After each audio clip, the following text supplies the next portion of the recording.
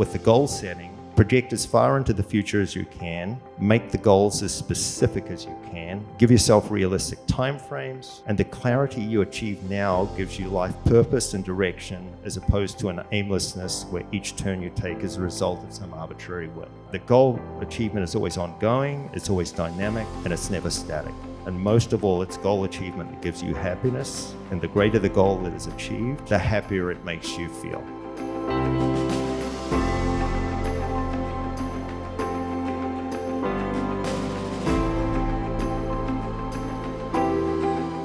This is my informal biography of Chris. The formal biography, Chris obviously was one of New Zealand's top professional tennis players in the world. He reached an unheaded Wimbledon final against John McEnroe. Pictured there. And John at that time was the top tennis player. In 1983, he received the New Zealand Sportsman of the Year award, and during his career, he won 3 singles titles and reached the final of the top 10 tours, achieving a career high ranking of number 19 in April 1984. He's also won 8 doubles titles during his 12 years on the professional circuit. Lewis became the only third player in New Zealand to reach the Grand Slam of a singles event. He's actually the last New Zealander. That's how hard it is to get to Grand Slam. He's also won Wimbledon as a junior, and he's ranked number world and one in the world. He was a runner-up in the US Open Juniors. As a coach, he's coached top players including Ivan Lendl, which is the world number 1, Carl Lewstead, world number 14, and New Zealand's Marina Abramovich, world number 39. Chris is currently the co-founder in Kelowna, Brian and Lewis Tennis Club in Irvine, California, some great parks, and together with the 2 partners responsible for the development of over 500 young players. And it's a place to go. Great Park is I was just talking to Ewan before, it's a beautiful place in Orange County. So without further ado, Chris Lewis, thank you very much.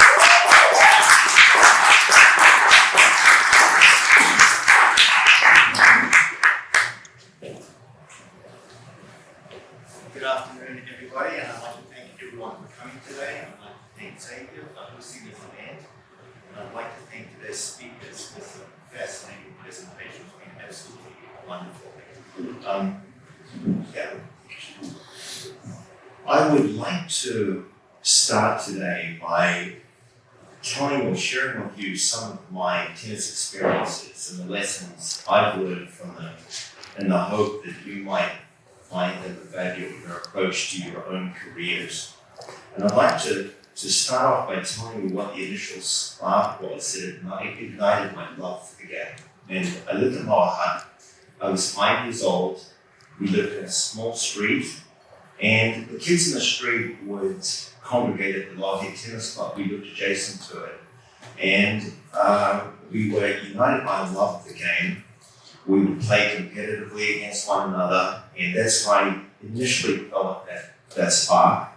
And that led to playing tournaments and starting to understand competition and what that gave rise to. But the point that I would like to make about that spark that was ignited, it was the environment that gave rise to it. So not only did it ignite my love for the game, it also plays a huge role in achievement and success. 5 of those kids went on to represent New Zealand internationally, which I don't think is a coincidence, and definitely the environment played a major role in that. And also too, tennis was the first sport that I played, and I wanted to give you my views of sport, the essence of it, and why it's important. And the essence of sport is that it's competitive. In competition, even though there is much discussion about the benefits and the disadvantages of competition at an early age, I can say in my own experience, it was nothing but healthy and motivational, because once I was introduced to the sport, the next stage was to play tournaments, and that comes down to winning and losing.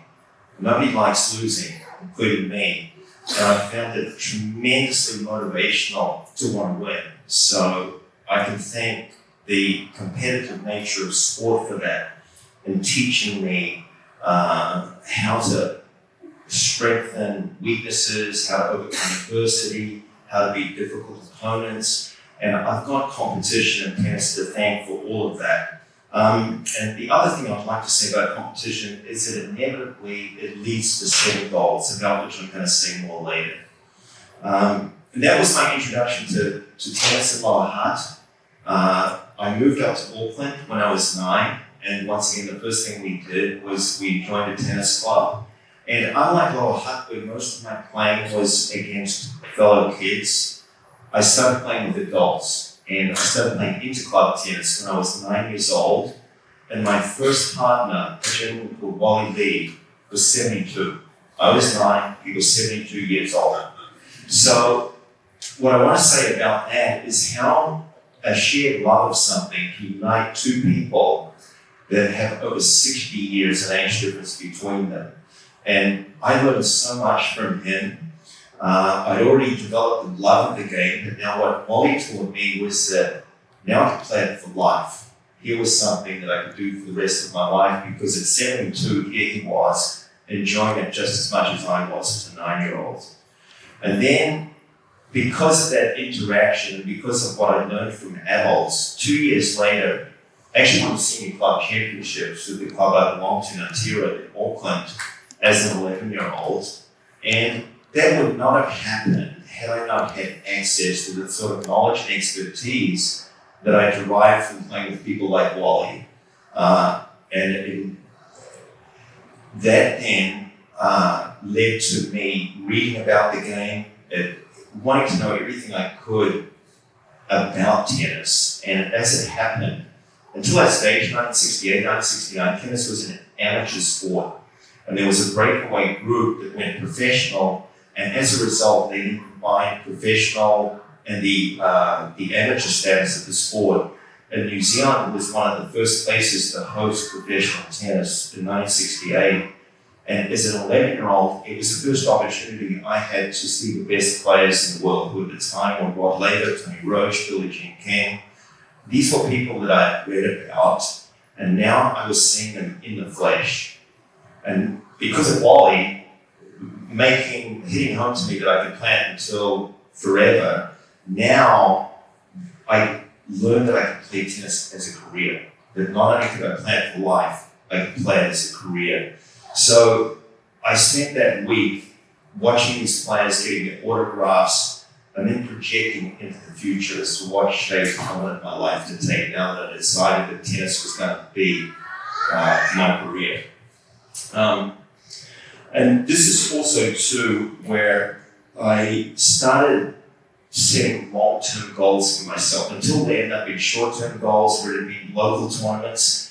Now it turned towards Wimbledon, Davis Cup, major tournaments, and I started projecting 10, 15 years ahead, and time became much more crucial to me as a result. And I started thinking, realistically, I've only got another 15 years ahead of me. If improvement and time took on much more value to me. So instead of only projecting a few weeks out, I started projecting these 10, 15 years into the future. And prior to then, I thought I was motivated. Now, I was more than motivated, because I learned that the bigger the goal, the more motivational it becomes, and the more necessary it is for an intense commitment to those goals. So from that week on, when I saw these top players, I actually started playing imaginary Wimbledon finals in my backyard with my brothers. So I'm already projecting this dream of one day actualizing the reality of playing at Wimbledon. But further than that, the reality and the clarity that I achieved with what direction I wanted my life to take, it was hit home that week, that particular week. That's when I made my decision that that's where I wanted my life to go. And then I also, on the subject of goals, because of the long-term nature of goals, I realized that I could work backwards and I could set short-term goals on the way to achieving those long-term goals. And just a concrete example I would like to use, where you set a long-term goal and it might sound unachievable until you break it up into smaller steps. For example, what I'll tell my students today is I'll look at their serves and I'll say to them, how would you like a serve that's say 24 miles per hour faster than it is now? And they'll sort of look at me like, are you kidding me? That's not possible. And then I'll say, look, let's break it down. 2 years, let's give yourself 2 years and we'll break down that 25 miles and that 24 miles an hour into per month. And it's like a mile an hour per month. That's very achievable. Let's now break it down into weeks. So that's a quarter of a mile an hour. And now it's almost like it's impossible not to achieve it. So there's an example of how you can set a long-term goal and break it up into much smaller steps, and it becomes very achievable.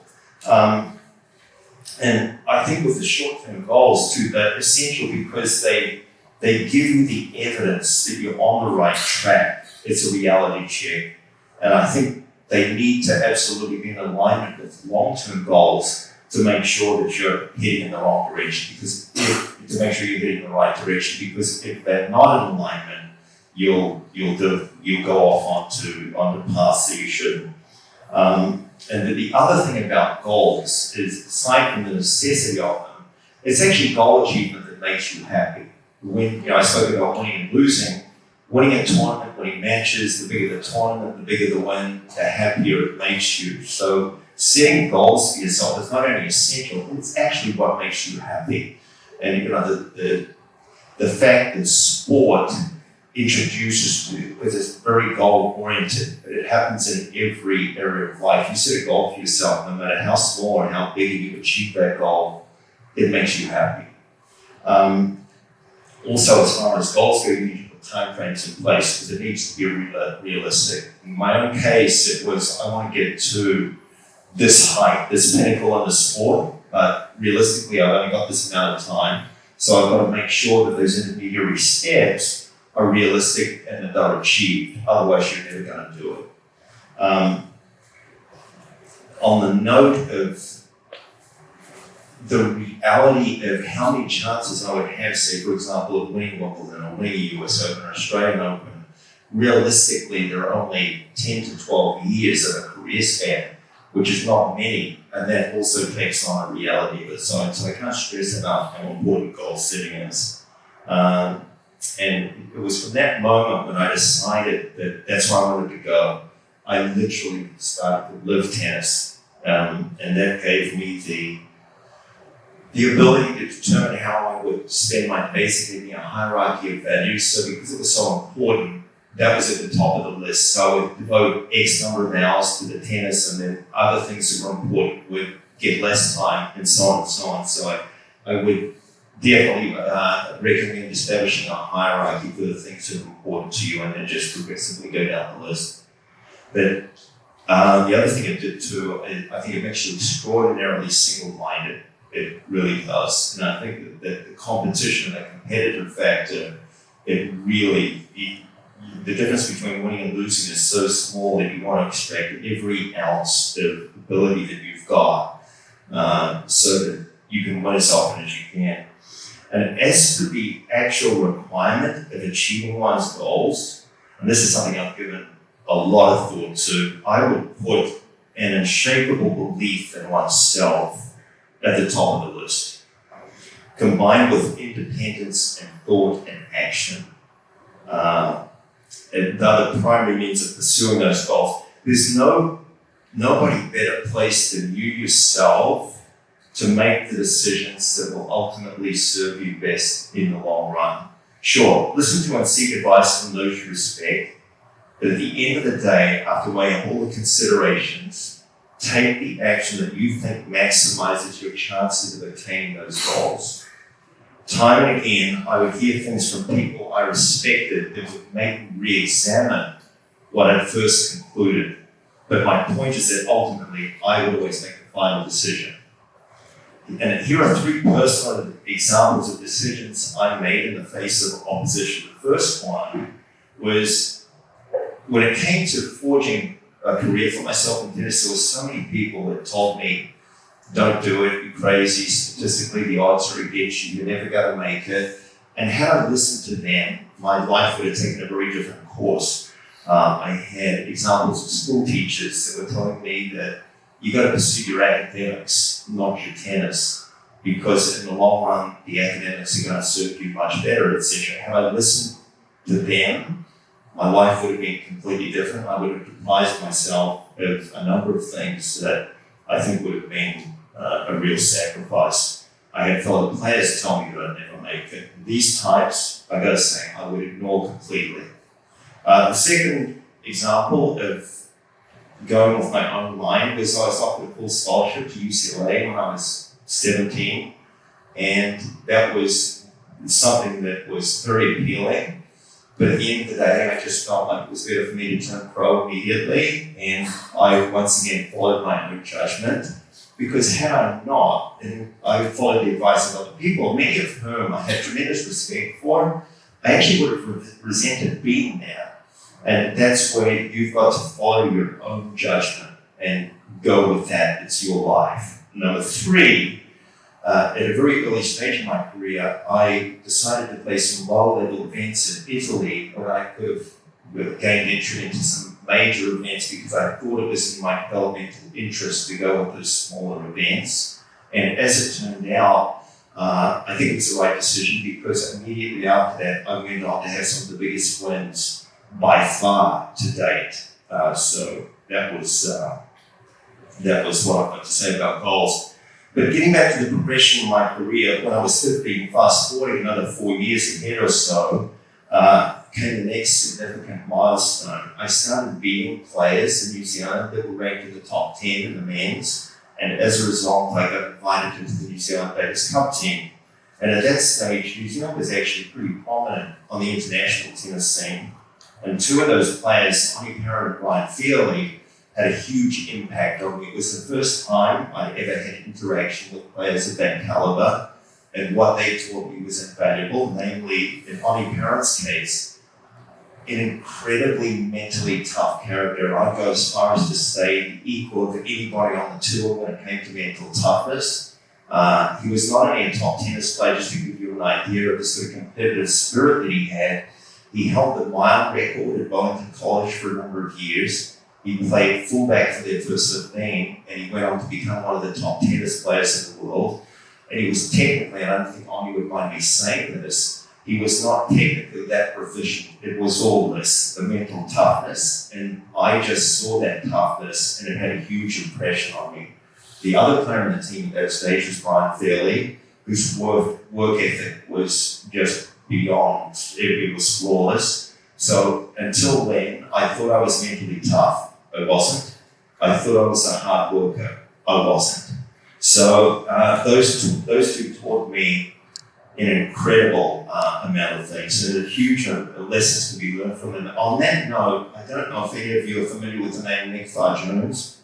Nick Farr-Jones was the captain of the Australian World Cup rugby team. I had a conversation with him one night about this very subject, and we're talking about mental toughness, and he said, "Chris, I'll tell you a funny story." He said, he's in a team environment.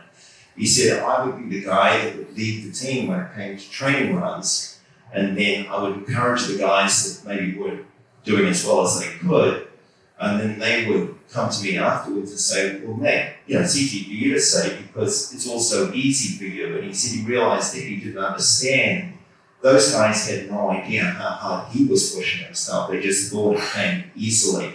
And that was my point, that mental toughness is a choice, as is work ethic. They're just choices.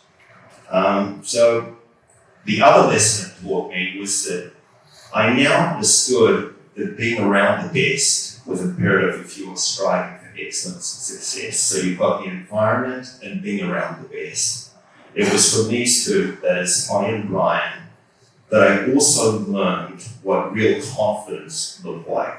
And I concluded that the confidence they exuded was a result of the mastery of what they did. That was what gave rise to their confidence.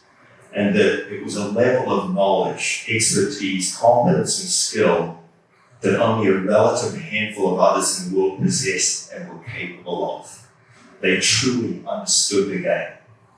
And that is what gives rise to confidence. It's that mastery of the material. In other words, this was the other lesson they taught me. Get to know everything there is to know about the game. As a result, I started giving the game much deeper thought. I became much more curious about things. I started thinking more strategically. I started thinking more about the psychology of the game. And because of this curiosity, not only did it lead to more knowledge, it led to far more confidence. That involvement with the Davis Cup team and Ollie and Brian now equipped me for venturing out internationally. To date, I'd only made a couple of trips to Australia, but my tennis had been played in New Zealand. But because of its geographical isolation, if I wanted to be a top tennis player, I had to venture out to the big world, which I did. And now, going over to England my first year, I was truly starting at the lowest rung of the international ladder. I played minor professional lead-up tournaments to Junior Wimbledon, and it was my first encounter with real adversity. I had a one-way ticket, I had limited funds, I had no support system, I was totally self-reliant, and I was now facing far greater competition and far greater numbers of players than I've ever experienced. All of it occurring in a foreign country against players who did have their support systems in place. I was 16 years old. What was the first thing I did when I got to England? I got off the plane, I checked into a low-budget hotel, and I went out to the All England Club just to walk the grounds because I knew I was going to be playing in a couple of months' time. And this was the place that I'd been playing imaginary finals in the backyard when I was 11 years old. I'm now 16 or 17. So, having done that, I got to say that the next 12 to 15 months were the most adverse. It was the most adversity that I ever faced in my career. I was sleeping at railway stations. I was eating the cheapest meals I could find. I was not able to afford good equipment. I was getting sick. You get sick in a foreign place where you didn't know anyone while staying in a hovel. It wasn't much fun. So in the face of such adversity and challenge, what did I consider to be essential if I were to make it? Well, at the top of the list, it was self-motivation. My motivational fuel during this difficult time was really a passion for the sport. It was a love for what I did. And I loved playing tennis and was prepared to endure anything to make it my career in order to achieve my goals. And I can't stress this enough. It was intrinsic motivation, not extrinsic. It was a love of the game. It wasn't fueled by things like future fame or future status or whatever. It was driven by my core. It was that love that was instilled at below. I had a tennis club that was going to be a lifelong venture. That was my motivation. So after this 12 or 15 months of adversity, I came back to England a second time, but because of the adversity, and this is a point I want to make, when you come out the other end of it, you realize that adversity and challenge is something that you can use to your advantage, because when you overcome them, you're not scared of anything. And that's what sport teaches you. There's a lot of adversity, and there's so many challenges because you've got so many people vying for that one trophy that it's a constant challenge, but you learn that challenges are actually not something to run away from. They're something you should confront because they're actually in your interest at the end of the day. So at Junior Wimbledon, when I was playing there were two matches in particular when I was on the brink of defeat. And to make my point about how they work in your favour, the challenges, is that because I've overcome previous challenges, I won those matches. And had I not had that experience with adversity and facing challenge, I don't think that would have manifested itself the way it did coming back from the brink of defeat in those matches. And as a result, I won Junior Wimbledon, and then a new world opened up for me.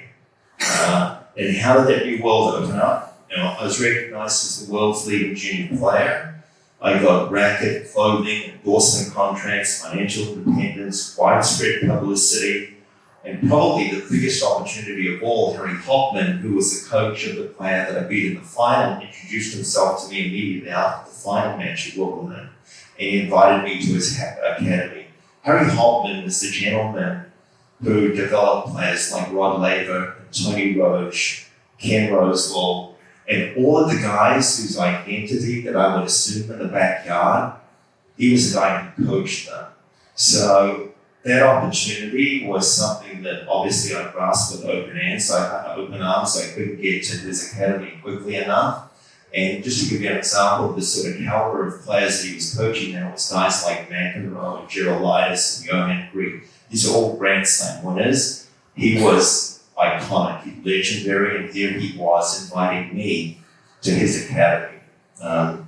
So after that success, also there was one other opportunity that was afforded to me. Bill Reardon, who was running the US professional circuit, and to be Connors' manager, invited me to play a number of high-level tournaments in the US that just elevated me to another level.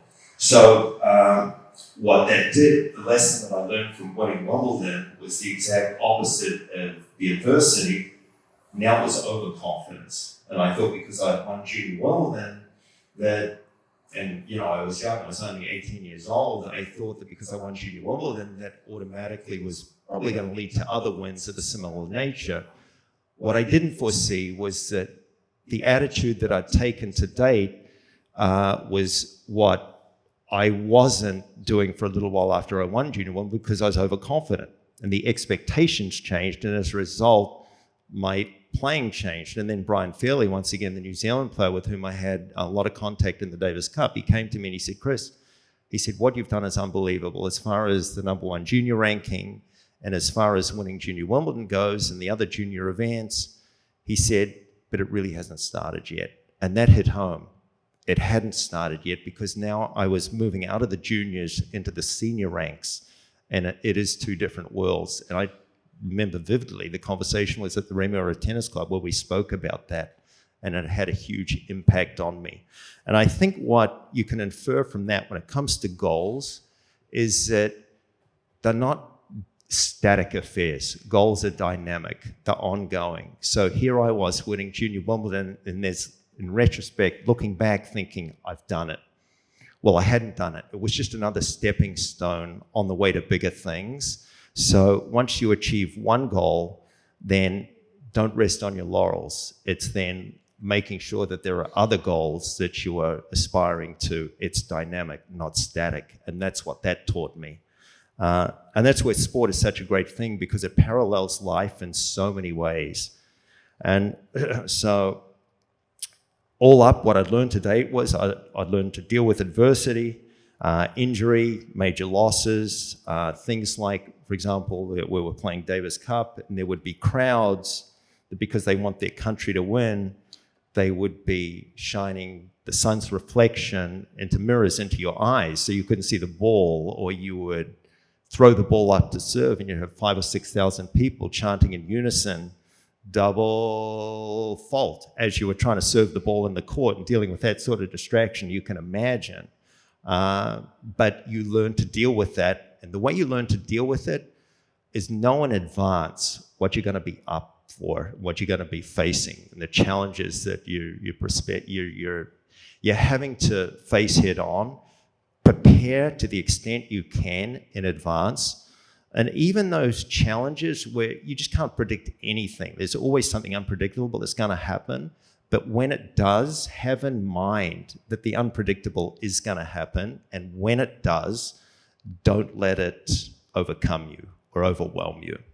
And on that note, when it comes to dealing with adversity, I think the biggest point I can make here is deal with it with the mind. It's developing a positive, healthy mindset, and that being emotionally driven just worsens the problem. I think you've got to keep in mind, because the emotional reaction to the unpredictable or an injustice can be overwhelming, and I see so many players fall victim to it. But at the end of the day, emotions are not primaries, they're just secondary. They're results of an evaluation. For example, if you're somewhere and somebody threatens you, it's an evaluation of that situation. It's like, okay, I'm in danger here. The emotion is fear, which is a normal emotion, But at the end of the day, if you're going to get out of that situation, you've got to use this. And it's the same on a tennis court, for example. If you're playing somebody and it's a big point and there's a lot at stake and the emotions are at the fore, it's not going to win the point for you. You've got to learn to the emotion. You don't fight them, but you've got to learn to evaluate the situation correctly with this, because that's the only way you'll come to a solution. It won't be with the emotions. So after winning Junior Wimbledon, I went on and had reasonable success. And then the lowest point in my career was in 1983. When I dropped to my lowest ranking in 6 years. I got food poisoning at the French Open, which is 2 weeks prior to Wimbledon.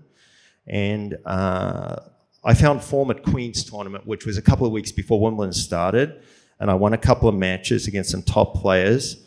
And then that was the point I want to make here is after you overcome adversity and you come out the other end, it takes you to a higher high. So it's never a straight line progression upwards. And once you understand all these things, when you are on the down, know that there'll be a point where you hit rock bottom, but after that, you'll hit a higher peak. And that's the sort of motivational fuel that keeps you going. And I learned that time and time again, not through first-hand knowledge exclusively, but also observing other players. And that's where you've got to use this to correctly evaluate and identify the situation that you're in and project into the future. So now here I am in 1983 at the lowest point in my career, and this is 15 years after playing imaginary Wimbledon finals in the backyard. Here I am now at Wimbledon, going deep into the tournament. And I also got to say that my coach, Tony Roach, was also one of the guys, a Hopman protege. He was one of the guys whose identity I'd also assumed in the backyard when I was playing my brothers in Mount Albert. Here he is now in the players' box at Wimbledon. And I got to say that without his input, there is no way I would have made a Wimbledon final. So the contribution that other people make to your success is impossible to quantify. Without his expertise and knowledge. My only, regret with Tony was that I hadn't met him earlier. It was phenomenal. And to acknowledge that, just a point I'd like to make here, when I was playing Kevin Curran in the semi-finals, it was a long, long battle. And Tony was up there in the players' box, and before match point, or at match point, the first match point that I hadn't looked at him the whole match. I looked up at him and acknowledged, basically saying, nodded my head, Tony, this wouldn't have happened had it not been for you. Which it makes me proud of that, because it tells me that I had the clarity of thought to be thinking about that on the verge of winning the biggest match of my career to date. And it was a very special moment for me. But also, after winning that match in the semi-final, I'd like to say a word about how it felt prior to the final. At Wimbledon, it's a very traditional place, and every year it's the same tradition that's followed before the final. Namely, there is there's a waiting room prior to the match in which you're there with your opponent. In this case, it was John McEnroe. So we were in the room together, and there's about 5 to 10 minutes which is spent completely in silence while you're contemplating what lies ahead. You've got a packed center court.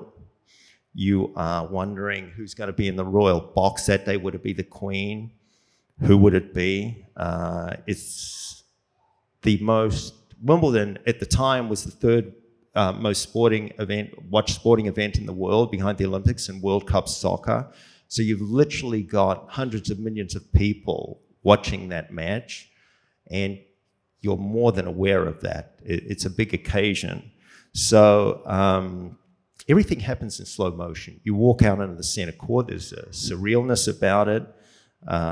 You're on the world stage, and this was 15 years in the making. Now that dream actually being a reality. And I got to say, it's spine-tingling. You feel as though your hair is standing on end. It's not tennis. It's something else. And it was it was that made all the hardship and the struggles and everything that came with it, made it worthwhile. The overcoming of adversity. I didn't win, but there was an enormous pride in what I'd achieved.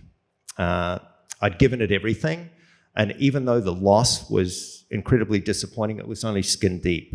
And I think the point I'd like to make here is if you give it your all, give it everything, even if you lose, there's that sense of pride that you have given it everything. I had no choice about who my opponent was. McEnroe was brilliant. He was a genius of a tennis player with a tennis IQ that was superhuman. And had I won, to put it in perspective, it would have been one of the greatest upsets ever in world tennis. But getting to the final was something at core level I was enormously proud of. And then it was a number of years later, visiting Wimbledon with Deborah, who's here today with me, and she said to me, how did I feel watching the final that particular day? And I still got the quote here. And I said to Deborah, it's still so vivid, as if it were yesterday. This is a place where dreams are turned into reality. Playing here in the final against McEnroe was a realization of my dream.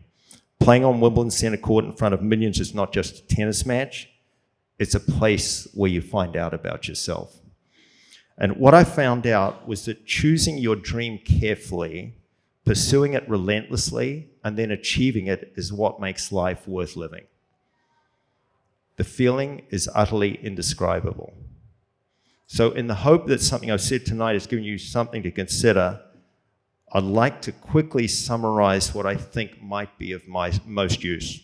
Number one, the environment and the attributes of the environment. A poor environment will guarantee you never reach your ceiling of potential. You can have there's this old adage, a champion's born or made, that the answer is both. They're both born and made. It's both genetics and environmental. But if you put a potential champion in a bad environment, he or she is not going to be a champion. So you want to look for an environment with like-minded people. You've got to look forward to spending time within it. If you don't look forward to spending time within it, that's a red flag. That's a warning sign. The prevailing ethos has to be one of excellence, not mediocrity. And in a work environment, ask yourself, is this an environment where hard work, initiative and creativity and going above and beyond are recognized and rewarded? If not, my advice is to look elsewhere. Then the second thing I'd like to say is you seek out the very best in your field. There are good reasons why they're the best. They can do things others aren't capable of. Higher up you go in any field, the fewer people there are who are capable of doing what they do. These are the people from whom you learn the most. And then there's opportunities. And I say that, and people will, this is a point of discussion, that I don't think they're accidents, and I don't think opportunities are a result of luck. I think they're an outcome of, in my case, it was because of results that I achieved. For example, Mr. Hopman inviting me to his academy. That wasn't circumstance. I'd earned my credentials and I'd established a reputation. For example, as a 15-year-old, I'd be some of New Zealand's top men. I was then invited to play with Arnie Parron and Brian Fairley. I won Junior Wimbledon, invited by the world's leading coach, Harry Hopman, to train at the world's best training center. So early on, I adopted a strong work ethic, which meant that I was always sought out to practice with the world's best. Later in my coaching career, because of the reputation I'd established, I was asked by both Yvonne Lendl and John McEnroe to coach them. So I'd also like to say about players like Lendl and McEnroe, who are the very best in the world, that what they have is competence, expertise. Both of them were such students of the game. They wanted to extract every ounce of ability they had within them, and they were dedicated to the mastery of their subject. And examples of the confidence, I just want to tell you what players like Connors and Courier and Lendl and Becker, first-hand experience I had with those guys.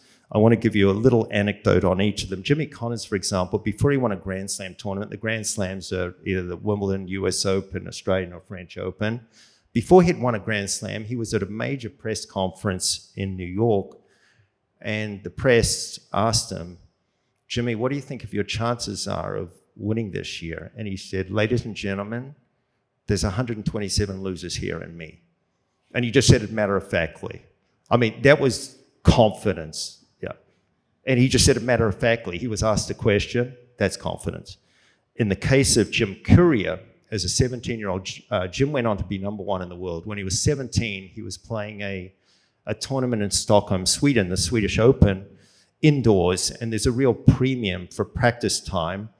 And the second a practice court finishes where you've got the court reserved, you want to take advantage of that by being on that court the next second. Jim was one of those guys. And because he was new, there were a couple of guys on the court who didn't know him. And they said, who the hell are you? Maybe a little stronger than that. And he said, my name's Jim Courier, and you're looking at a future number one in the world. That's confidence, 17 years old. In the case of Lendl, when I first started working with Ivan, I had a question for him that I was curious about. And the question was this, is I said to him, Ivan, go back to when you were a teenager and you're in your developmental phases. What was your primary motivation? Was it to be number one in the world, or was it to be the best you could be? And he thought about it for a couple of minutes. He said, he said, my primary motivation was to be the best I could be. But having said that, I thought that would take me to number one in the world. But I think that's an interesting way of looking at it, because I was always self-driven. I wasn't really driven by the ranking in a primary sense. I just wanted to find out how good I could be. So I didn't want to reach the end of my career and then look back in retrospect and think that I could have done more. So I think that has universal and timeless application. And in the case of Boris Becker, Becker's a character. I don't know if anybody has read any of the latest developments with Boris, but he's got himself in a heap of trouble. However, Xavier mentioned that I coached German player Carlo Vestib, who was number 2 in Germany at the time that Becker was number 1. And because of that, I had some involvement with Becker. We'd have dinner together and practice, and Charlie actually played him. Charlie Carlo beat him. But we were at dinner one night in Switzerland, and Charlie was late, and you talk about confidence. And this was an interesting one. We were sitting there. Becker won Wimbledon when he was 17. And I was curious as to whether he thought he could win the tournament prior to it starting. And I said to him, Boris, before Wimbledon started, before that year, you won it as a 17-year-old, the youngest winner in Wimbledon's history. Did you think you could win it? Now, this was interesting. He looked at me, and in his own inimitable way, he said, Chris, he said, I knew I would win Wimbledon, but you wouldn't understand. That was his answer, which I inferred from that he saw himself as the chosen one, and that almost like he was destined to win it because he had access to some supernatural power or something. And that's what I inferred. I think that's what he was implying. I'm not sure. I didn't pursue it any further. But my point is, incredibly confident. Those guys that get to number 1 in the world, they get there for good reason. And confidence is amazing. You're not going to get there without that confidence.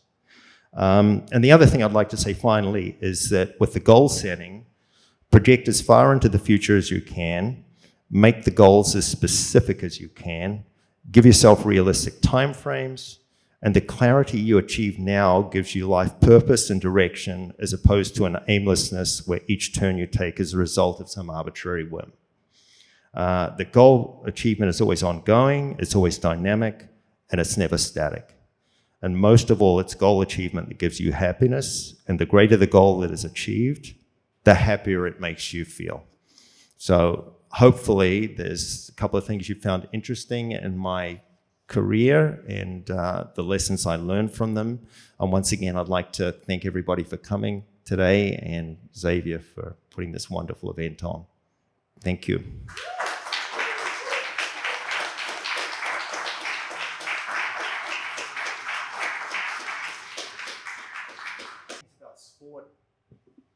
Did everybody hear the question? Yeah, the question is basically, when you project that far into the future, how do you know that you're going in the right direction, or are you on the right path? Is that essentially what you're saying? But working backwards, the nature of working backwards in the face of a long-term goal that you set for yourself. I think with sport, I mean, first of all, it's very, very sharp. It's results driven. So for somebody like me projecting ahead, the ultimate goal is to win Wimbledon. And then in principle, I'd say in life, if you're trying to figure out your own goals, that you've got to determine what the equivalent of life is in life, or whatever career it is. So if you want to get to a certain level, you've got to be very clear about that level. And then I think work backwards and think, what do I need to do in terms of the smaller goals that I set myself, and make sure that they're in alignment with those longer goals. So in principle, even though it might be a little more difficult to work out in other careers, I still think it's possible.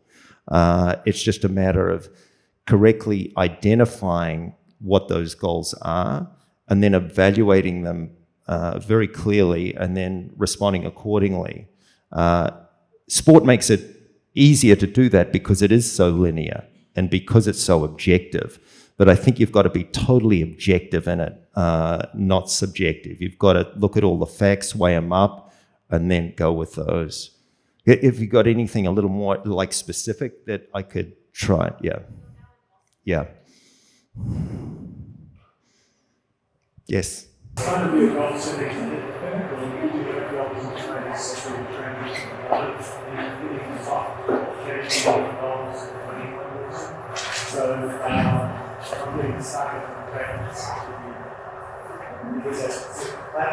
Yes.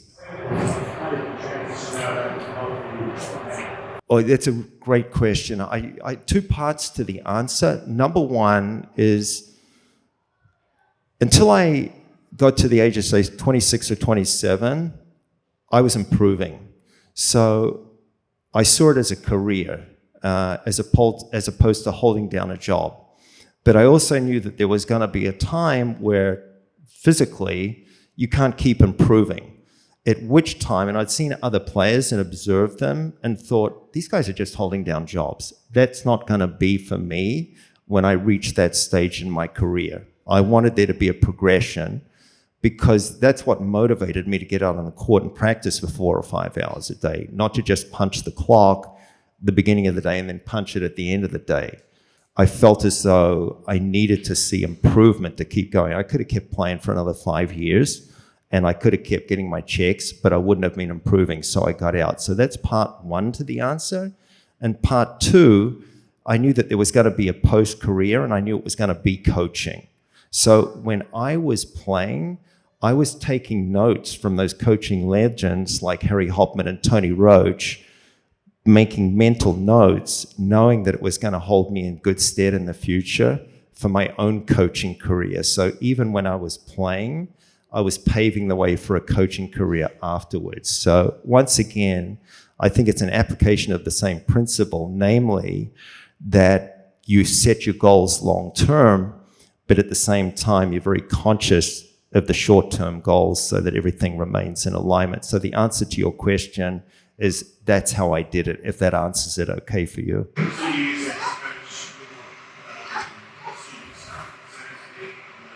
I do. Just integrating I spoke about independence and thought and action. What I like doing is preparing an environment for a player by suggesting a whole bunch of alternatives, by being as thought-provoking as I can, so that they weigh up all of those considerations, all of them being good, but ultimately make them feel like they're making the right decisions. And I'll give you a concrete example of that. Let's say I get a player who's 13 years old, and I see tremendous potential in that player that may have not until date been given such great opportunities. And as a result, they're not projecting very far into the future, or if they are, they're not seeing a very bright future for themselves. So I'll go to them and say, hey, Brian, what college are you thinking of going to? And they'll give me the name of a college, and I think, no, you can do a lot better than that. And I'll suggest to them that maybe they're selling themselves a little short, and they should think higher and think a little longer term, and tell them what potential I think they've got and get them thinking about that, because they've never actually considered it. And I've had a ton of examples of players that will come back to me and say, you know what, had I gone this route, my life would have taken a completely different turn. I would not be going to Yale, or I wouldn't be going to Duke. I'd be going to UC Riverside. And I think that's a result of letting players know that what separates them out from the animal world is their ability to project into the future. And I think that's one of the great attributes of an intellect, is to be able to think ahead. It separates us out from the animal kingdom. And I think that's why I said, you've got to use this, not the emotions. And that's what I try and do with the players. I try and get them thinking as far in the future as I can.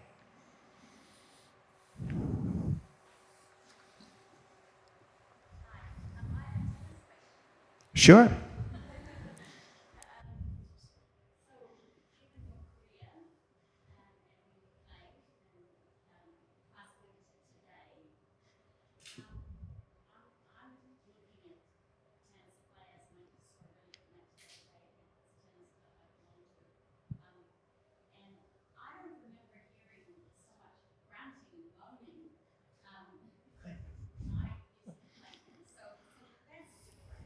Yeah.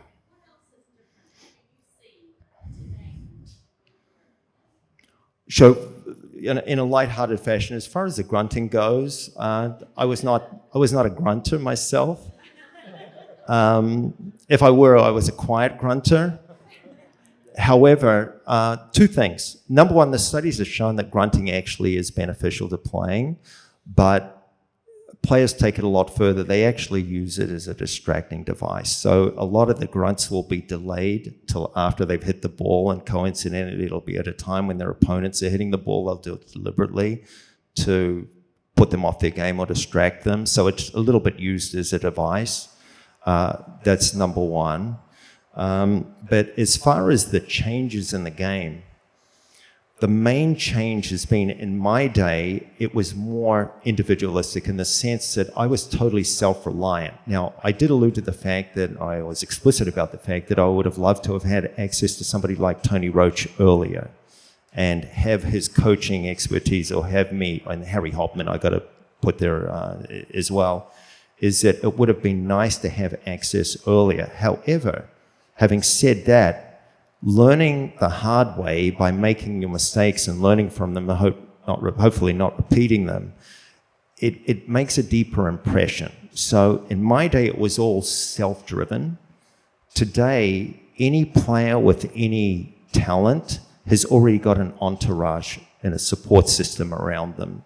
So the guys that were brought up in the 60s and 70s, they did it themselves. The guys coming up today are the products of a real team effort. So there's pros and cons for each. I think the pros for doing it yourself, I think, for example, my coaching expertise is a lot greater as a result of the pathway that I was exposed to.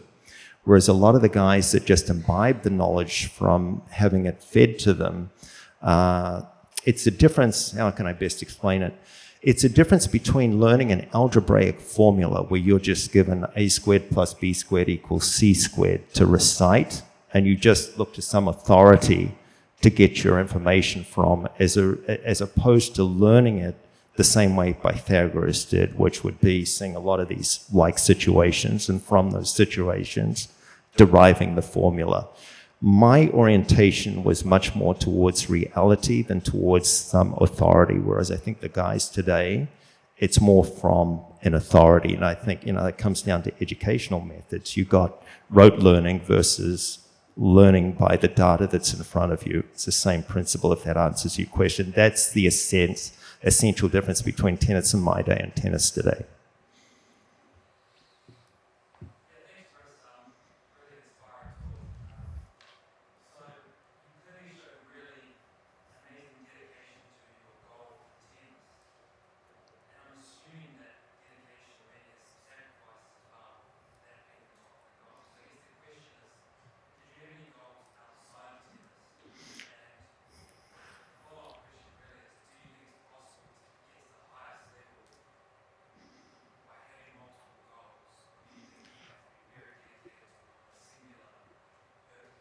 That's a great, like that, you hear this, it's a sort of a little bit of a bromide hearing somebody tell you it's a great question, but that really is a great question.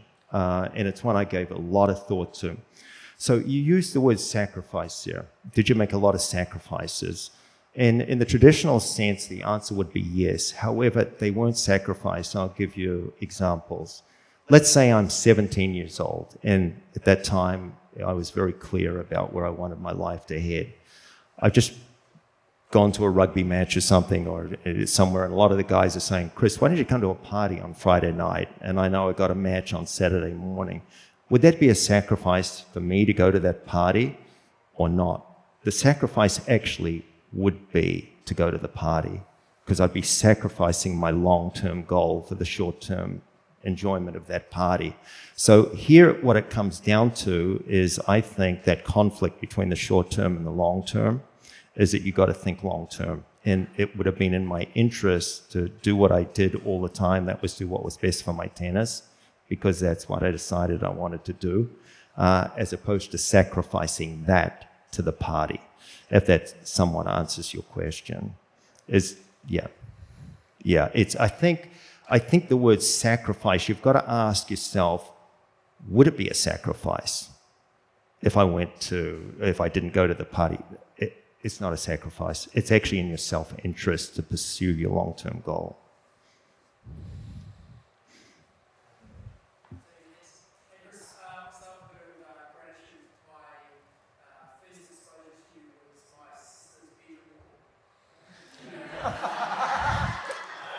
I don't know what to say to that.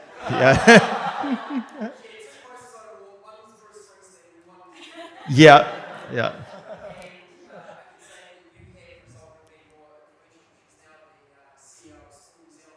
Oh, wow. Yeah. Oh, wow. Well, I can say that I actually saw Springsteen perform in New Jersey. I didn't meet him personally, but I met a saxophonist, a guy called Clarence, who was a real character. I think he passed away, but yeah.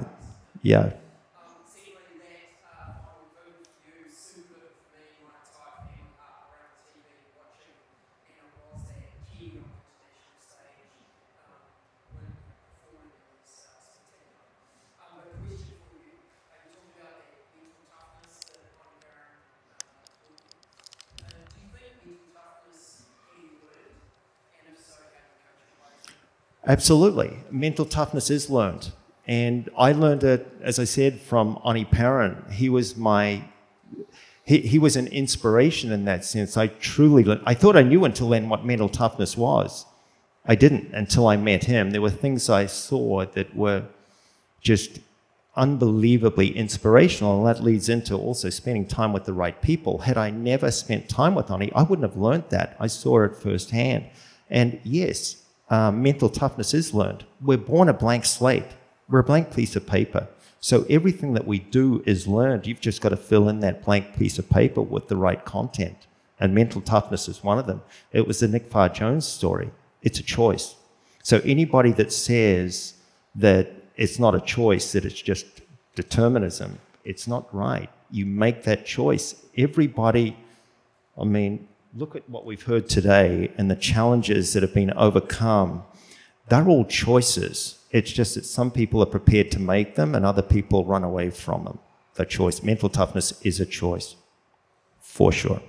Thanks very much. Let's give a round of applause to Chris Lee.